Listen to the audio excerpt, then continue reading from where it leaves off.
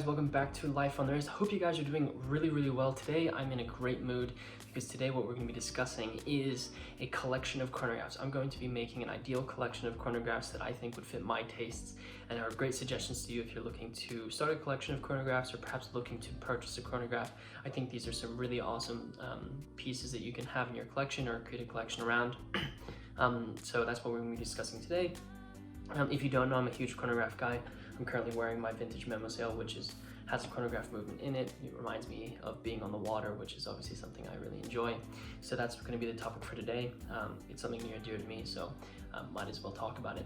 But before we get into that, if you haven't already, and I say it every single video, so if you are not new here, you should be expecting this. Be sure to subscribe to the channel if you enjoy these types of videos, as well as smash the like button for all the chronograph lovers out there. It really does help out the channel and also this video to be pushed to people who would find this to be a useful video. So back to the topic. Trying to, when creating collections, a lot of people like to do it around a specific theme or try to get a specific watch from different areas within watch collecting. So as an example, a lot of people do a collection with a dress watch, a chronograph, a dive watch, and then a beater. Let's say that's someone's collection. Other people like to collect specific types of watches. So I know a lot of people who collect dive watches. I know an individual who has an SKX from Seiko, a Tudor Black Bay, and a Rolex Submariner. That's their collection because they really love dive watches. I really love chronographs. It's not the way I go about shaping my collection, but it's a way that you can shape a collection. So the way I looked at it is, this is going to be shaping this collection around chronographs, and this is essentially going to be a 5-watch collection. So 5 watches in this collection, and the different categories that I'm going to go through is, I'm going to identify an entry-level chronograph, I'm going to identify a mid-range chronograph. This is based on price, so entry-level priced chronograph, a mid-range priced chronograph, and then a high-end, more expensive priced chronograph.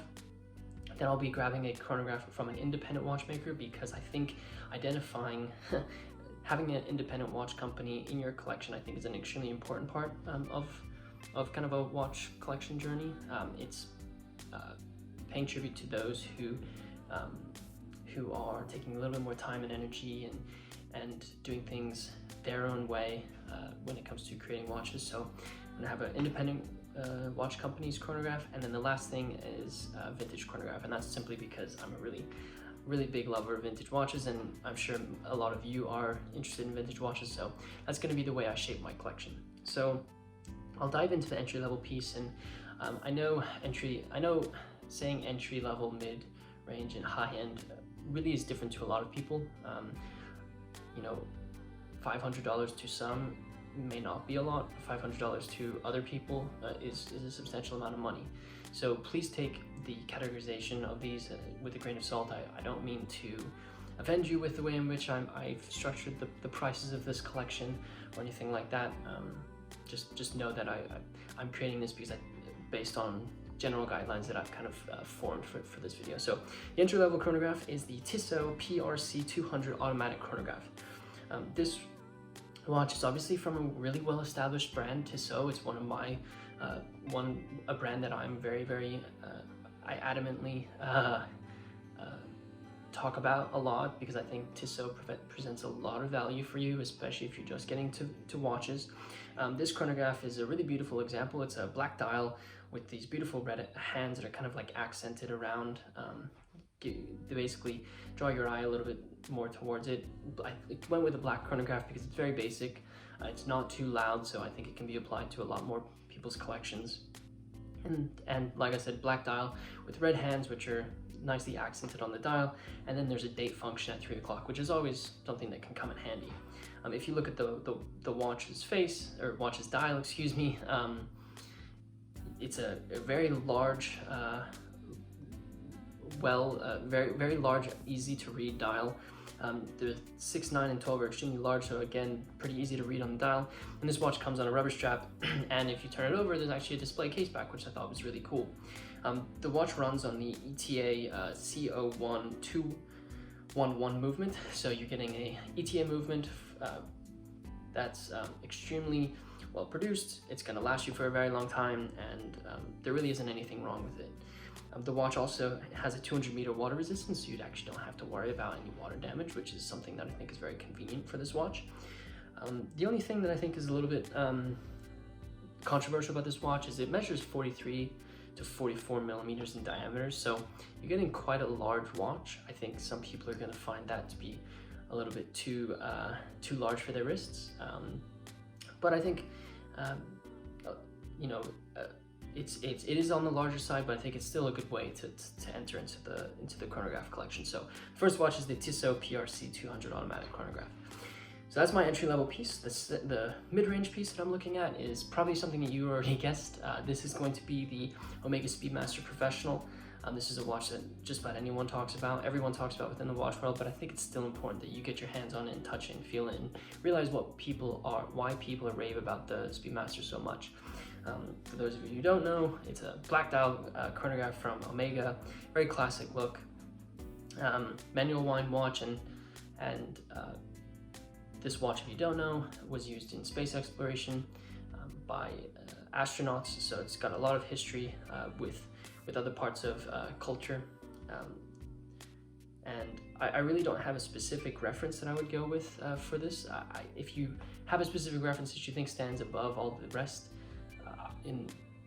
that you think people who are watching this should get, put that in the comments, because I think that would be helpful. But I don't think you can really go wrong with a Speedmaster Professional from Omega, as long as it is the professional version. I think it's great. I have nothing against the automatic version. It's a wonderful watch too, but I think there is an intrinsic value. There is something that you need to experience with having to wind your watch every time you want to use it. I think it creates a connection between you and the watch that is super important for you to at least experience. So mid-range piece is the Omega Speedmaster. Then moving into the high end, and this was really hard for me to decide because obviously there are some really great watches for relatively expensive prices that I think you could go for. But for my high-end piece, I ended up going with a brand that I feel very close with, and that is Vacheron Constantin. I will be going with the Vacheron Constantin Overseas Chronograph. Obviously there's the Nautilus chronographs, and the it was really between the Nautilus. I kind of moved out of the picture a little bit sooner. Really what I was trying to decide was if I should go with a Lange chronograph or the VC chronograph. But I ended up going with the Overseas chronograph. If you don't know about the Overseas collection, they've recently revamped the design of it. This watch is, the watch that I would go with is the stainless steel version of it, which measures 42.5 millimeters in diameter. It has the classic Overseas shape, which you probably have seen all over Instagram if you are on there. And there's a couple of dial colors, which I think is nice, because then you can kind of pick what you want. I think all the prices are the same, no matter what dial color you get. So they have a white dial, a blue dial, a brown dial, and a black dial. So you've got some variation there that you can choose from to make it a little bit more special for you. I think Vacheron Constantin, as I said, they are part of the Holy Trinity with Patek Philippe and Audemars Piguet. I think Vacheron Constantin, getting the Overseas is a little bit different. I don't think you're going to see as many people wearing a Vacheron Constantin Overseas versus a Audemars Piguet or a Patek Philippe. So I think you're going a little bit in a different direction and having your collection be a little bit more unique, which I kind of like. There's also a date at 5 o'clock, which is obviously something that's very, very useful. But I think the Overseas is something that I think you'll enjoy, especially if you put it on. I've tried one on before, and I think it's a different feel once you actually put it on. A lot of times people don't think it looks as good as the Royal Oak shape or the Nautilus shape, but once you put it on and you see it on your wrist, it gives it a little bit more of a different feel. So those are my three: my entry level, my mid-range, my high end. Moving on to the independent watch that I think you should have in your chronograph collection. This was a tough one because I do have a lot of love for the independents, but the independent watch that I ended up going with is the Debutune DB28 Maxi Chrono. This is a monopusher chronograph from Debutune. Debutune has created this really, really beautiful piece. It's a white dial with these really bright blue numbers on the dial, which I think stand out very, very distinctly. Obviously, you're getting Debutune's quality in case finishing as well as movement creation. If you actually look at the watch, you can see on the outer ring there is the chronograph counter. So when you start your chronograph, that's actually where you gotta look to see the time elapsed for when you're using that.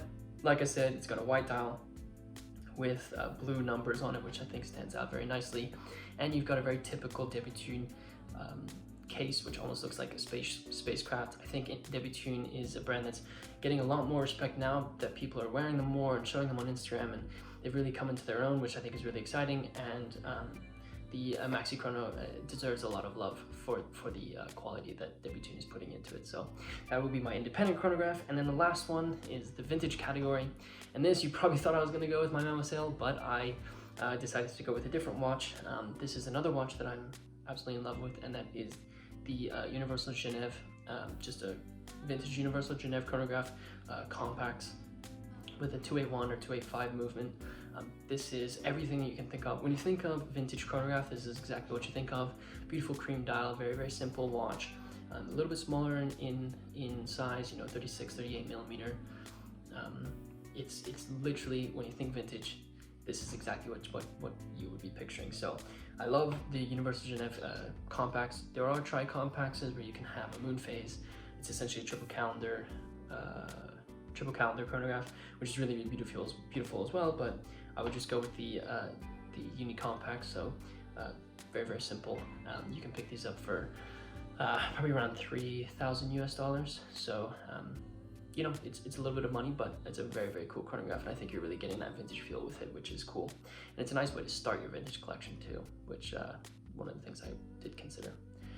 So that's my collection. Just to go over it again, it's the Tissot PRC 200 automatic chronograph, an Omega Speedmaster Professional, Vacheron Constantin overseas chronograph, the Debutune DB28 Maxi Chrono, and then the last is a Universal Genève, a vintage Unicompact. Let me know what you would do if you had to create a 5-watch chronograph collection. I would love to hear it in the comment section below. Also, if you didn't do it in the beginning video, be sure to smash the like button for these 5 incredible chronographs, as well as subscribe to the channel if you enjoyed this video. Check out some of our other videos where we discussed, literally anything when it comes to watches. And make sure to check us out on our social medias. Also, we have a podcast that is going on. If you are someone who listens to podcasts, we have a podcast which is available, I think, on every single place, literally every platform that you could listen to podcasts, we're on there. So be sure to check that out. And with that said, guys, I hope you enjoyed this video, and until next time.